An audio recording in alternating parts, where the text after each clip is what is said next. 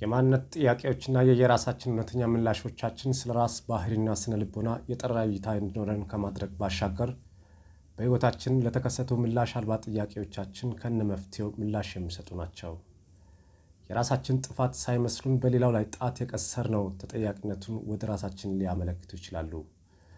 በራስ ላይ የሚሰሩ የባህሪና ስነ ልቦና መሰረቶች እኛ ውስጥ መስተካከል ሲጀምሩ እንዲገጥመን የማንፈልጋቸው አሉታዊ ክስተቶች ወደ ራሳችን መግቢያ ቀዳዳ ያጣሉ። ለዚህም ነው ከሁሉ የሚቀድመው የራስን እውነተኛ ማንነት ማወቅ ነው የሚባለው። ሁሉም ነገር ከራስ ይጀምራል። ራስን ለማወቅ ደግሞ ጥያቄዎች ሁነኛ መሳሪያዎች ናቸው። ዛሬም ከትላንት የቀጠልነውን በሰልፍ ኮንሰፕት ኮሽነሪ ውስጥ በቫሊዩ ቢሊፍ እና ጎል ውስጥ ስር የሚመደቡ የመጨረሻ ጥያቄዎችን እናነሳለን። ቀጥታ ወደ ጥያቄው እናምራ። እንቅልፍ ያስቸግረኛል? እንቅልፍ ማስቸገር ከጀመረኝ ምን ያህል ጊዜው ነኝ? አልጋዬ ላይ ተኝቼ እንቅልፌ ከመውሰዱ በፊት በአእምሮዬ የሚመላለሱ ነገሮች ምንድን ናቸው? አሉታዊ ወይስ አዎንታዊ ነገሮች ናቸው?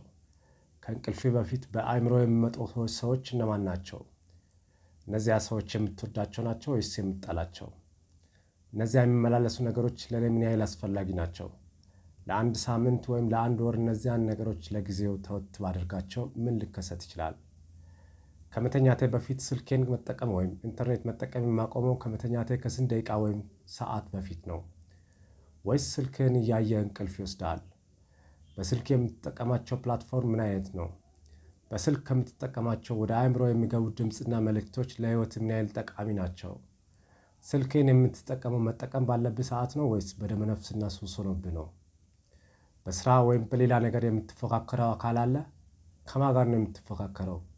ፉክክሩ ላንተ ምን ያህል አስፈላጊ ነው? ካልተፎካከርክ በስራ ውጤታማ መሆን አትችልም? መፎካከርህ በህይወትህ ላይ ተጨማሪ ጫና እንደሆነብህ ተሰምቶ ያውቃል? ተፎካክረህ በመብለጥ ምን የምታገኘው ነገር አለ? የምታገኘው ትርፍ ካለም ያን ትርፍ ሳትፎካከር በራስህ በሌላ መንገድ ማትረፍ አትችልም? የህይወት ግብህ ምንድን ነው? ከህይወት ግብህና ከትዳር የቱ ይበልጥብሃል? ከህይወት ግብህና ከልጆች የቱ ይበልጥብሃል? ከህይወት ግብህና ከራስህ ጤናና ሰላም የቱ ይበልጥብሃል? የህይወት ግብህን ለማሳካት የጀመርከው ሩጫ የራስህን ጤናና የቤተሰብህን ህይወት አደጋ ውስጥ እየከተተብህ እንደሆነ ይሰማሃል? የህይወት ግብህ የቤተሰብህን ሰላም ባስጠበቀ መልኩ ለማስኬድ ሚዛኑን መጠበቅ እንዳለብህ ይሰማሃል? ከተሰማ እንዴት ማስተካከል የምትችል ይመስልሃል? የህይወት ግብህን ማሳካት የምትፈልገው ለማን ነው?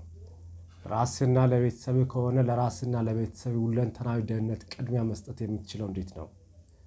በመንፈሳዊ ነገሮችና በመንፈሳዊ ውስብስብ ምስጢራዊ ህጎች ታምናለህ? በበረከትና እርግማን ታምናለህ? የዘራኸውን እንደምታጭድ ታምናለህ? በመዝራትና ማጨድ ውስጥ ያሉ መንፈሳዊ ህጎችና ውጤቶችን ተረድታቸው ታውቃለህ? በአእምሮክ ውስጥ የሚመላለሱ ክፉም ሆኑ በጎ ነገሮች ረቂቅ ዘር መሆናቸውን ታውቃለህ? ታዲያ ብዙ ጊዜ የሚመላለሱብህ መጥፎ ሀሳቦች ናቸው ወይስ ደግ ደጉ ነው? በራስህ ላይ ወይም በቤተሰብህ ላይ በደረሰብህ ጥሩም ሆነ መጥፎ ነገር ይህ የደረሰብኝ ይህን ስላደረግኩ ነው ብለህ በውስጥ ያብሰለሰልከው ነገር ገጥሞ ያውቃል? ይህን ነገር ለሰው ለመናገር አልከበደህም? ክፉም መልካምም ድርጊቶች የጊዜ ጉዳይ ነው እንጂ መልሰው በራስህና በቤተሰብህ በረከት ወይም የቁጣ እርግማን ይዘውብህ እንደመጣ ታውቃለህ?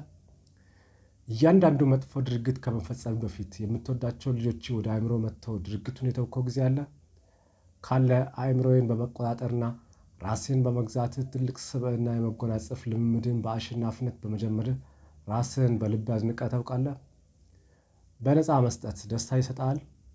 ሰዎች አንተን ሲያዩ ወይም ስምህ ሲነሳ በመልካምነት ነው ወይስ በክፉ የሚያነሱ ይመስልሃል? ወይስ ሌሎች አንተን ለሚመለከቱበት እይታ ደንታ የሌለ ሰው ነህ? ለየትኛውም ስራ ውጤቱን በአስቸኳይ ትጠብቃለህ ወይስ ትታገሳለህ? እውቅና የምትፈልገው ከራስህ ነው ወይስ ከሌሎች? የስራህን ውጤታማነት የምታረጋግጠው በስራ ኳሊቲ ነው ወይስ ሌሎች በሚሰጡ እውቅናና ጭብጨባ ነው? አድናቆት፣ ገንዘብና ዝና ባህሪን ይቀይራሉ ወይስ በማንኛውም ሲቹዌሽን ወጥ የሆነ የራስህ ባህሪ አለ?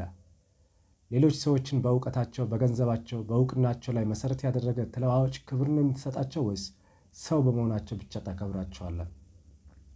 ካንተ በአንዳች ነገር የሚበልጡን ሆነ የሚያንሱትን የመናቅ አባዜ አለብህ? የውሳኔ ሰው ነህ? መለየት ካለብህ ሰዎች መለየት ያለብህ የግድ በጥል ወይም አስቀይመ መለየት እንዳለብህ ነው የሚሰማ? ሰላማዊ በሆነ መንገድ መለየት ያለብህን ሰዎች የመለየት ስነ ልቦና አለ? መቅረብ ያለብህን ሰዎች እነሱ አንተን እስኪቀርቡ ድረስ ትጠብቃለህ ወይስ ራስህ ሄደህ ትቀርባቸዋለህ? በዙሪያ እንዲኖሩ የምትፈልጋቸው ሰዎች አሉ? አመስጋኝ ነህ? ፈጣሪን በቀን ስንቴ ታመሰግናለህ?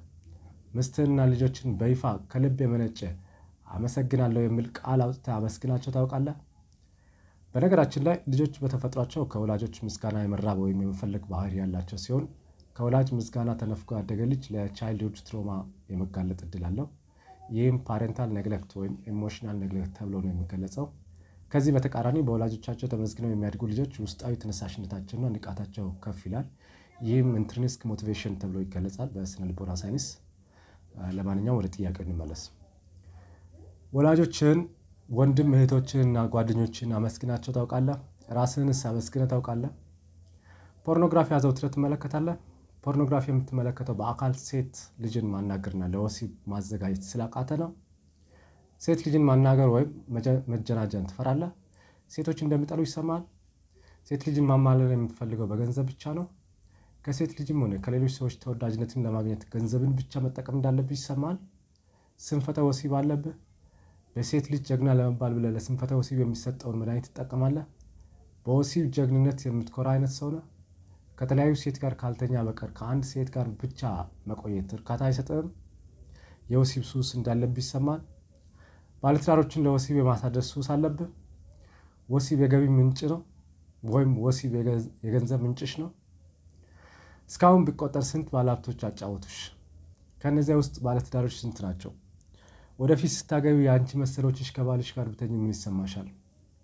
አንቺ የሰራሽውን ጥፋት ሌሎች በአንቺ ላይ ሲያደርሱብሽ በእነሱ ትናደጃለሽ ወይስ የዘራሽውን እንዳጨርሽ ነው የሚሰማሽ? ለምስትህ ታማኝ ሳትሆን ከምስትህ ታማኝነትን ትጠብቃለህ? ወይም ምስትህ ታማኝ የመሆን ግዴታ እንዳለባት ይሰማል? ታማኝ መሆን ይከብዳል? በይቅርታ ታምናለህ? እስከዛሬ ይቅር ያላልካቸው ነገሮች ስንት ናቸው? በበቀል ታምናለህ? ስንቶችን ተበቀልካቸው? ውድ የዮናዳብ ሚዲያ ዩቲዩብ ቻናል አድማጮች በቀጣዩ ጊዜ እስካሁን ለቀረቡት ጥያቄዎች በምስጢራዊ የማስታወሻ ደብተሮቻችሁ ላይ ያስቀመጣችሁትን የየራሳችሁ ምላሻችሁን እንዴት ከስነ ልቦና ሳይንስ አንጻር መዝናችሁ ያላችሁበትን ስነ ልቦናዊ ደረጃ ማወቅ እንደምትችሉ የማቀርብላችሁ ይሆናል። ዩቲዩብ ቻናልን ሳብስክራይብ፣ ላይክ እና ሼር በማድረግ ቤተሰብ በመሆንና መልእክቱ ለብዙዎች እንዲደርስ እንደምታደርጉ ተስፋ አደርጋለሁ። አመሰግናለሁ። ዮናዳብ ነኝ። ቻው።